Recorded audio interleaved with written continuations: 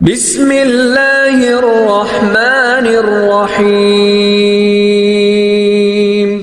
آج سے تقریباً 1 صدی قبل اس امت پر بے یقینی کی کیفیت کو مسلط کیا گیا، اور ہمارے نفسیات کے ماہرین کہتے ہیں کہ یہ بچوں کے ساتھ بھی نہ کریں، کہ بچوں کو کہیں تم کچھ نہیں کر سکتے۔ جب آپ بچوں کو تانا دیتے ہیں تو وہ واقعی کچھ نہیں کر پاتے۔ تو اس لیے امت کو بے یقینی میں مبتلا کرنے کے لیے مغرب کی برتری کو ثابت کیا گیا، جگہ جگہ 2 نمبر دانشور بٹھا دیے، حتیٰ کہ ہماری عصری دانشگاہوں کے اندر فرنگی روحوں کے بے حس ڈھانچے مشرقیت کو گالی دینے لگے اور مغربیت کے قصیدے پڑھنے لگے، ان کی تہذیب اور تمدن کے گن گانے لگے اور اپنی تہذیب کو ڈیگریڈ کرنے لگے، اور دنیا کے سامنے یہ بات باور کی کہ یہ ناقابل تسخیر ہیں، ان کا مقابلہ نہیں ہو سکتا۔ یہ بے یقینی اس امت کو توڑ کے رکھ دیا۔ اقبال نے آج سے 100 سال قبل کہا تھا، سنے تہذیب حاضر کے گرفتار، غلامی سے بدتر ہے بے یقینی۔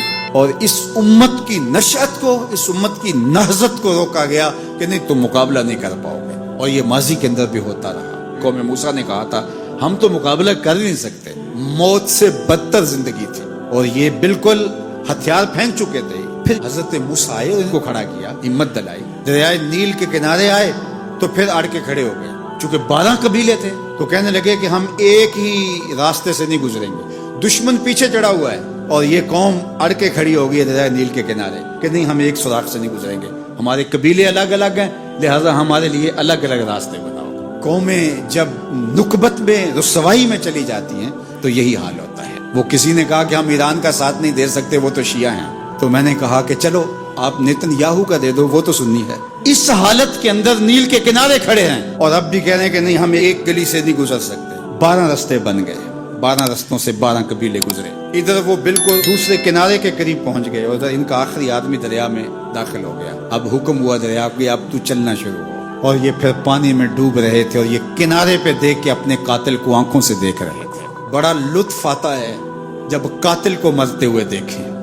آج کل بڑا مزہ آ رہا ہے، آج کل بہت خوشی ہو رہی ہے۔ یہ آج ہی مجھے کسی نے بھیجا کہ اسرائیل کے وزیر ثقافت نے ایک ہاسپٹل پہ کوئی میزائل لگا ہے اور اس کی کوئی دیوار گر گئی ہے، تو اس نے کہا کہ یہ انسانیت تو نہیں ہے۔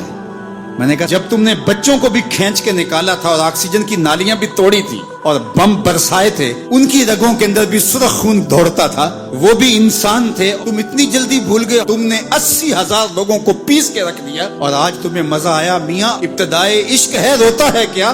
آگے آگے دیکھیے ہوتا ہے کیا؟ ابھی تو لطف آئے گا، ابھی تو تمہیں پتہ چلے گا کہ درد کیا ہوتا ہے۔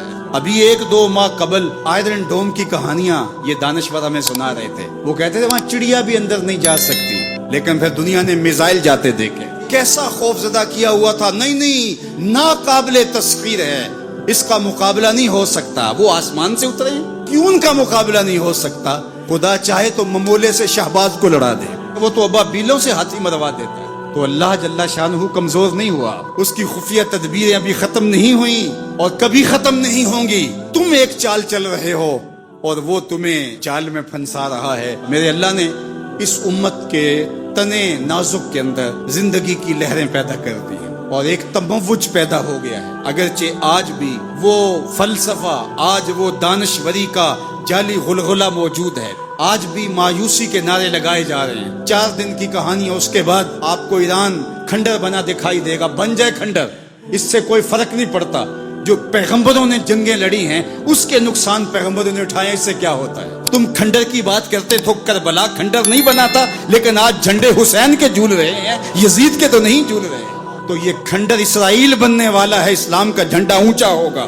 آل اسلام و یالو ولا یولا علیہ، اسلام سر بلند ہے، سر بلند رہے گا، اور شرق سے لے کر غرب تک جھنڈا میرے حضور کے نام کا لہراتا رہے گا۔ اس لیے ہمیں پوری قوت کے ساتھ ایران کے ساتھ کھڑا ہونا ہوگا۔ یہ ایران کی لڑائی نہیں ہے، یہ امت کی لڑائی ہے۔ یہ ان 80,000 بچوں کا، بوڑھوں کا، جوانوں کا بدلہ لینے کے لیے کھڑی ہوئی ہے امت، جن کو پیس دیا گیا، ان کے اوپر نوحہ بھی نہیں پڑنے دیا گیا، جن کو بھوک اور پیاس سے تڑپا تڑپا کے مارا گیا۔ آج ان بچوں کا بدلہ لیا جا رہا ہے جو انہوں نے اذیتیں دی، جو کچوکے دیے۔ اس منبر پہ بیٹھ کے ہم روتے رہے، ہماری خلوتیں، ہمارے حجرے آنسوں سے بھر گئے. ہم تو صدیوں سے روتے آ رہے ہیں جو ہمارے ساتھ ہوا. ہم نے اپنے بوڑھے باپ کو روتے ہوئے دیکھا اس امت کے لیے. ہم نے اپنے مشائخ اور اساتذہ کو روتے ہوئے دیکھا.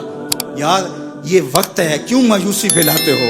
کتاب ملت بیضا کی پھر شیرازہ بندی ہے کہ شاخ ہاشمی کرنے کو ہے پھر برگو ثمر پیدا. نوا پیرا ہوا ہے بلبل کہ ہو تیرے ترنم سے کبوتر کے تنے نازک میں شاہی کا جگر پیدا. انشاءاللہ یہ دن گنے جا چکے ہیں. مغرب سے قیادت مشرق کی جانب منتقل ہونے والی ہے. آپ چائنا کے صدر کا بیان پڑھیے, بصیرت اور حکمت سے بھرا ہوا وہ بیان تھا جس نے سینہ ٹھنڈا کر دیا. دنیا کی نظروں میں سب کچھ ہے, بس ایک آواز اٹھنی ہے اور دنیا کی نئی صف بندی ہوگی اور مغرب سے مشرق کی جانب قیادت منتقل ہو رہی ہے انشاءاللہ. اور وہ وقت دور بھی نہیں ہے کہ انشاءاللہ اسلام کا جھنڈا پوری دنیا کے اوپر لہرائے گا اور مسلمان سر بلند ہوں گے. اور یہ بات ہم عرض کرنا چاہتے ہیں, پوری دنیا بھی اسرائیل کو مان لے, پاکستان کبھی تسلیم نہیں کرے گا انشاءاللہ. ہمارے بانی قائد اعظم محمد علی جناح نے کہا تھا کہ یہ امہ کے قلب میں گھسایا گیا خنجر ہے اور یہ مغرب کی ناجائز اولاد ہے, ناجائز ریاست ہے. کسی صورت کے اندر بھی ہم اس کو قبول نہیں کریں گے. آج یہ بات بھی سننے کو مل رہی ہے کہ شاید پاکستان ایران کے خلاف اپنے اڈے فراہم کر رہا ہے. ایسا کبھی نہیں ہوگا, یہ سوائے افواہ کے اور کچھ نہیں ہے. اللہ نے ہمیں یہ پچھلے دن جو عزت دی, جو وقار دیا انڈیا کے خلاف, ہم نے ناکوں چنے چبوائے ان کو. تو کیا ہم اس عزت کو خاک میں اپنے ہاتھوں سے ملا دیں گے؟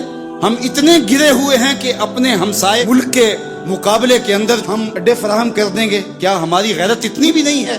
کبھی نہیں ہوگا انشاءاللہ. ہم ایران کے ساتھ کھڑے ہوں گے. کیسے کھڑے ہوں گے یہ ہمارے عسکری ماہرین کا تجربہ ہے کہ انہوں نے کیسے کھڑے ہونا ہے اور کس طرح ساتھ دینا ہے. ہم وہاں سے زخم لگائیں گے, تمہیں پتہ بھی نہیں چلے گا یہ تیر آیا کدھر سے ہے. انشاءاللہ تم چیخو گے لیکن تمہیں پتہ نہیں چل سکے گا کہ یہ پہنچا کیسے ہے, کس راستے آیا ہے. انشاءاللہ اب تمہارے رونے چیخنے کا دور شروع ہوا اور انشاءاللہ بیت المقدس ان قریب ایسے مرحلے میں پہنچے گا کہ ہم یہاں کہہ رہے ہوں گے کہ ہم بیت المقدس کے راستے مدینے جا رہے ہیں. انشاءاللہ بیت المقدس آزاد ہوگا اور ہم ایسے حج عمرے کریں گے کہ اللہ کے ایک گھر سے احرام باندھیں گے اور دوسرے گھر میں جا کے عمرہ کر کے اور حج کر کے کھولیں گے انشاءاللہ العزیز. وہ وقت جلد یا بدیر آنے والا ہے کیونکہ الحق کو یالو ولا یولا الیہ, حق ہی سر بلند ہوگا. جلد یا بدیر اسلام نے ہی غالب آنا ہے اور انشاءاللہ وہ آ کے رہے گا.